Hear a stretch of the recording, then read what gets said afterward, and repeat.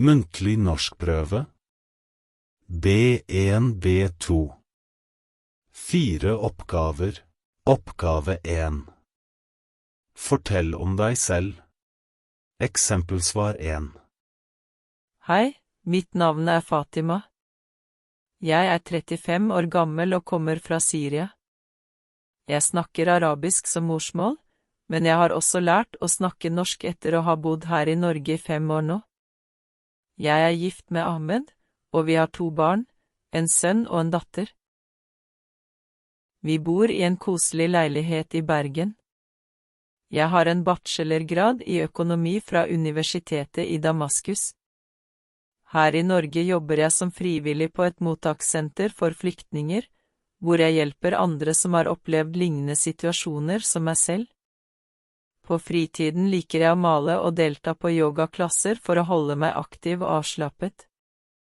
Jeg liker også å lage arabiske matretter og dele dem med venner og familie. Eksempelsvar 2.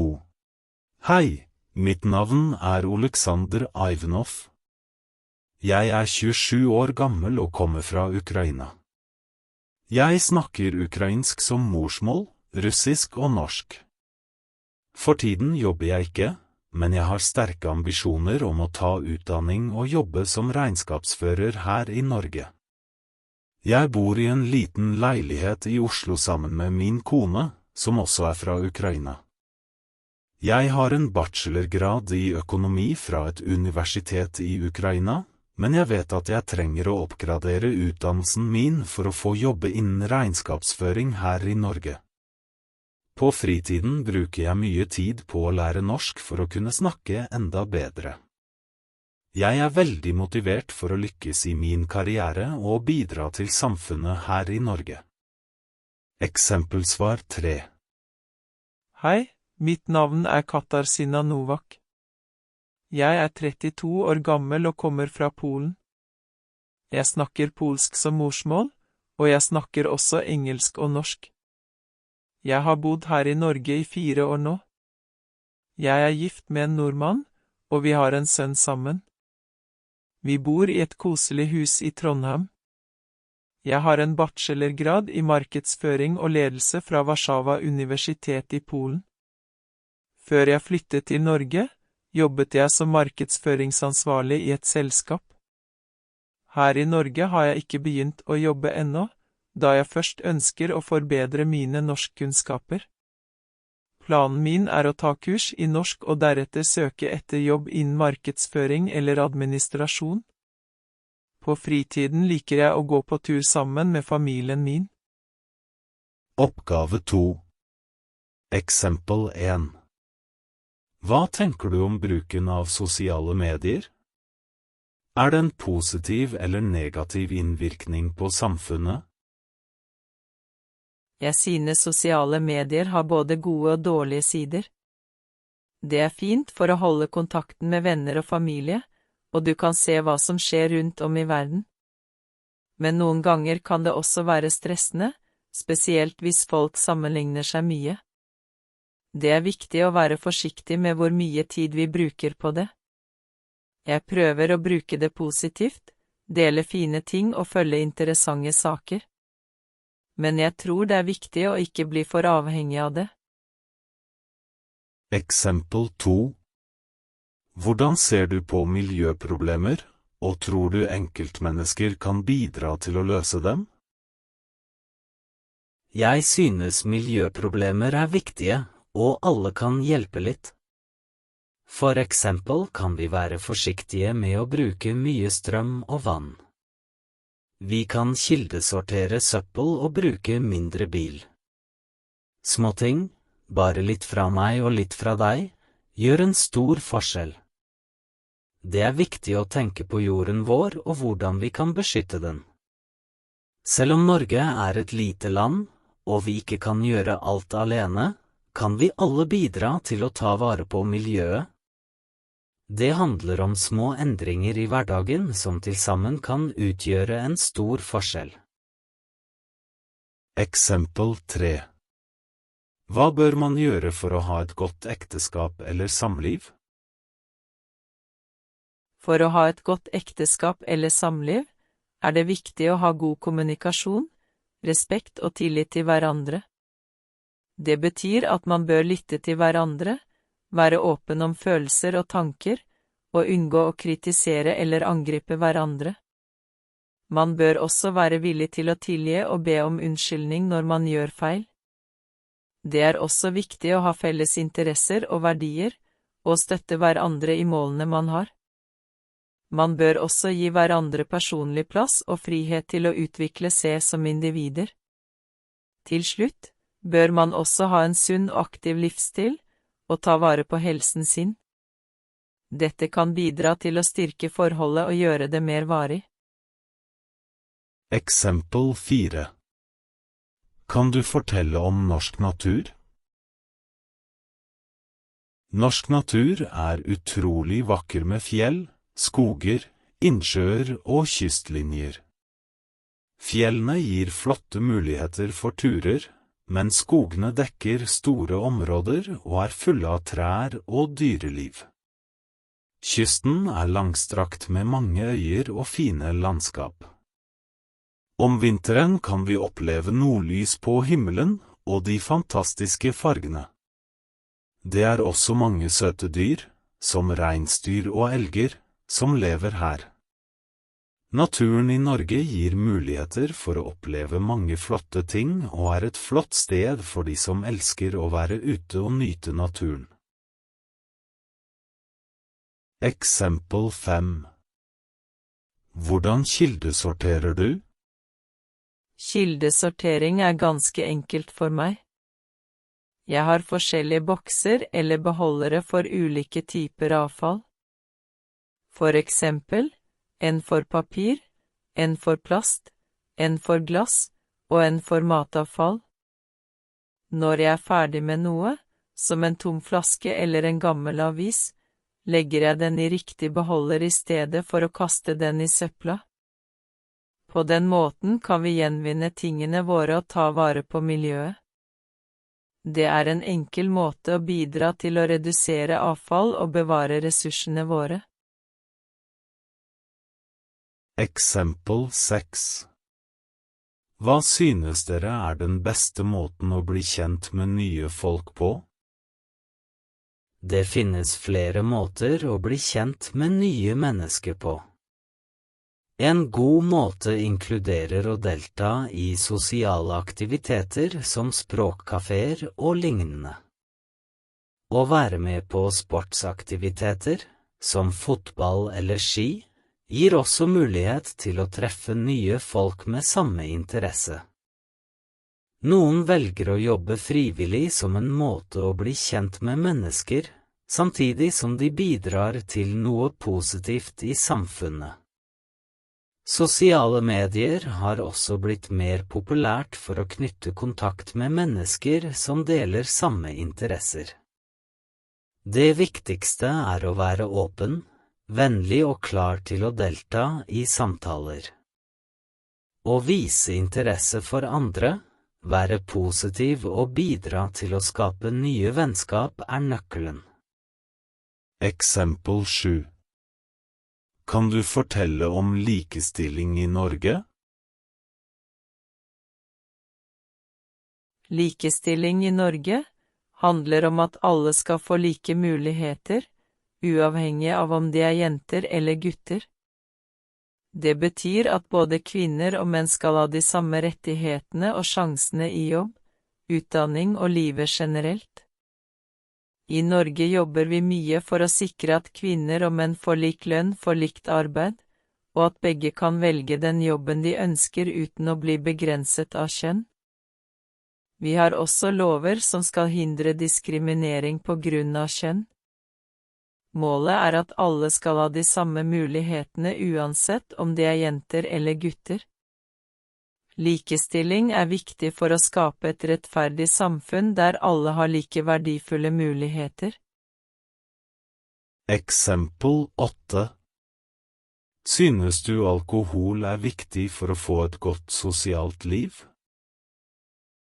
Nei, man trenger ikke alkohol for å ha det bra med venner. Selv om noen drikker når de er sammen, finnes det mange andre måter å ha det gøy på. Vi kan spise og drikke noe godt, gå på tur, eller bare slappe av uten alkohol. Det er viktig å huske at for mye alkohol kan føre til helseproblemer og sosiale problemer. Derfor er det viktig å være åpen for andre alternativer og finne glede og tilfredshet i selskapet til andre uten alkoholen. Det viktigste er å ha det moro sammen, uansett hva vi gjør. Eksempel 9. Bør barna bruke sosiale medier eller ikke? Jeg mener at barn kan bruke sosiale medier, men det er viktig å ha klare regler og grenser.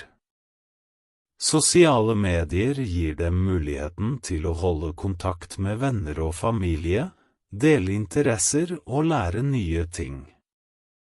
Som foreldre er det viktig å kontrollere hva barna gjør på nettet. Det må være en balanse mellom online og offline aktiviteter. Det er nødvendig å være oppmerksom på hva de deler og ser på nettet, og det må være tillit mellom foreldre og barn angående bruken av sosiale medier. Jeg mener at 13 år er en passende aldersgrense for å starte med sosiale medier, men noen apper krever at man er over 18 år. Eksempel 10. Kan du fortelle om et sted du vil gjerne reise til? Et sted jeg virkelig vil reise til, er Hellas. Jeg drømmer om å utforske de vakre greske øyene, som Santorini, med de hvite bygningene og det klare blå havet. Jeg ser for meg å vandre gjennom de historiske ruinene i Aten, som Akropolis, og lære mer om den rike greske historien. Smake på de deilige rettene, som moussaka og souvlaki, er også noe jeg gleder meg til. Hellas virker som et fantastisk sted der jeg kan nyte både sol, kultur og god mat. Eksempel 11. Hva som er best, å handle i butikk eller på nett? Jeg foretrekker å handle i butikk fordi det gir meg sjansen til å se produktene selv og kjenne på kvaliteten. Gå rundt i butikken lar meg velge det jeg trenger, og det hjelper meg å praktisere språket mitt, bli kjent med norske ord og oppleve den lokale kulturen. Selv om det noen ganger kan være utfordrende, synes jeg det er en god måte å lære på. Noen varer er imidlertid ikke tilgjengelige i butikken eller i nærheten, og da er det lettere å handle på nett. Noen ganger er det også billigere å kjøpe fra utlandet på nett, selv om jeg må være obs på toll og gebyrer. På nettet er det enklere, men jeg føler at butikkopplevelsen gir mer interaksjon og innsikt. Eksempelsvar 12. Kan du fortelle hva nettvett er? Nettvett handler om å oppføre seg pent og trygt når man er på internett. Det betyr å være snill mot andre mennesker på nettet og ikke skrive stygge ting til dem. Man bør også være forsiktig med å dele personlig informasjon, som navn, adresse og telefonnummer, med fremmede på nettet. Det er lurt å tenke før man klikker på lenker eller åpner vedlegg i e-poster, fordi noen ganger kan det være farlig. Det er også viktig å respektere andres rettigheter og opphavsrett når man deler bilder eller tekst på nettet. Ved å være nettvettig kan vi hjelpe til med å skape et hyggelig og trygt internett for alle. Oppgave 3. Å snakke sammen. Synes dere det er viktig at både kvinner og menn jobber utenfor hjemmet? Hvorfor ikke? Ja, jeg mener absolutt at det er viktig. For det første tror jeg det handler om likestilling.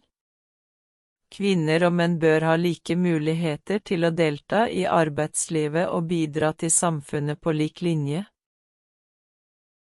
Ja, jeg er enig. Og ikke bare handler det om rettferdighet, men også om økonomisk stabilitet. Når både kvinner og menn jobber utenfor hjemmet, øker familiens inntekt. Absolutt. Det å ha to inntekter kan bidra til å redusere økonomisk stress og gi familien flere muligheter til å investere i fremtiden.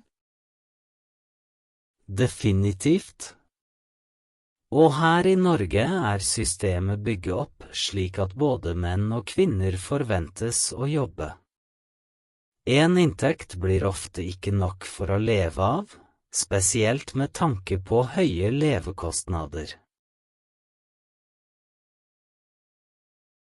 Nettopp. Og jeg tror også det er viktig at vi må ha muligheten til å følge drømmene våre, uavhengig av kjønn. Ja, det er viktig at både kvinner og menn jobber utenfor hjemmet. Det er bedre for både familien og samfunnet. Mener dere det er viktigere å være flink til å snakke norsk enn å skrive norsk? Hvorfor ikke? Jeg tror begge deler er viktige, men hvis jeg måtte velge, vil jeg si at det er viktigere å være flink til å snakke norsk. Hva med deg? Jeg er enig med deg. Å være god til å snakke norsk åpner opp så mange flere muligheter for kommunikasjon, spesielt i hverdagslige situasjoner. Ja, det stemmer. Når du snakker norsk, kan du også bygge relasjoner lettere med mennesker rundt deg. Akkurat. Men jeg tror også det er viktig å være i stand til å skrive godt på norsk, spesielt hvis man skal søke jobber eller studere her.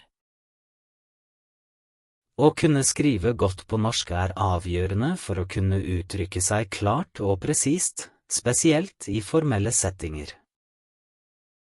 Nettopp. Så selv om begge deler er viktige, tror jeg det å være flink til å snakke norsk har en liten fordel. Ja, det virker som en balanse er nødvendig.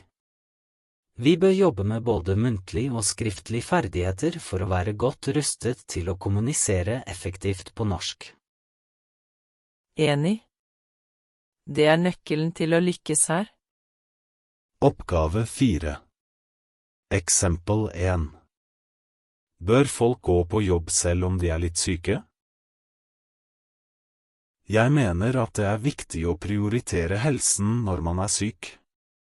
Selv om det kan virke som en god idé å gå på jobb for å vise ansvarlighet, kan det faktisk gjøre mer skade enn godt.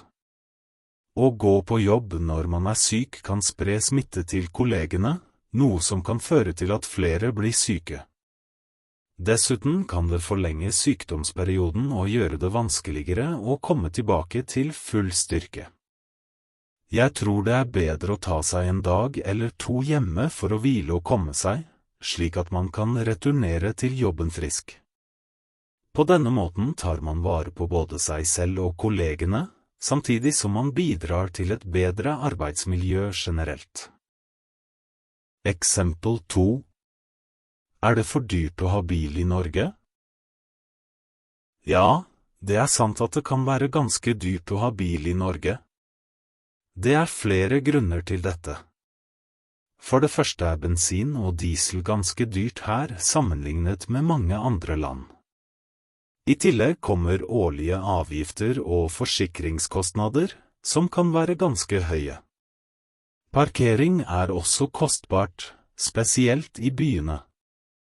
Noen ganger kan det virke som om det er lettere å bruke offentlig transport på grunn av de høye kostnadene ved å eie og kjøre bil.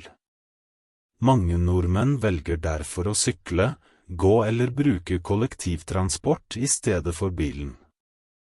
Selv om det kan være praktisk å ha bil, er det viktig å vurdere kostnadene nøye før man bestemmer seg for å kjøpe en. Eksempel 3. Bør ungdommer flytte ut fra foreldrenes hjem etter de har fylt 20 år? Det er en vanlig oppfatning at ungdommer bør flytte ut fra foreldrenes hjem etter at de har fylt 20 år. Noen tror kanskje at dette er viktig for å lære å klare seg selv og bli mer selvstendige. Å bo på egen hånd kan gi muligheten til å utforske ansvar og uavhengighet. Dessuten kan det styrke selvtilliten å kunne ta vare på seg selv.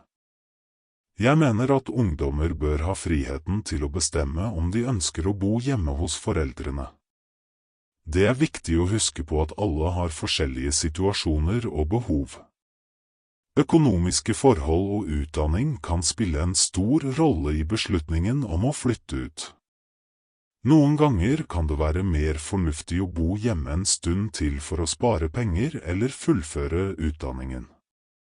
Hvis det lønner seg å bo hos foreldrene, så ser jeg ingen problem med å gjøre det, uansett hva andre mener. Eksempel 4. Hvordan kan man være en god venn? For å være en god venn, er det viktig å være støttende, lyttende og respektfull. Det handler om å vise omsorg og interesse for vennens følelser og behov. En god venn er tilgjengelig når det trengs, deler gleder og sorger, og gir oppmuntring når det behøves. Å vise ærlighet og være pålitelig er også nøkkelkvaliteter. Man kan være en god venn ved å vise respekt for vennens meninger og valg, og samtidig være ærlig om ens egne følelser. Å være tålmodig, forståelsesfull og gi støtte i ulike situasjoner er også viktig for å bygge og opprettholde et sunt vennskap.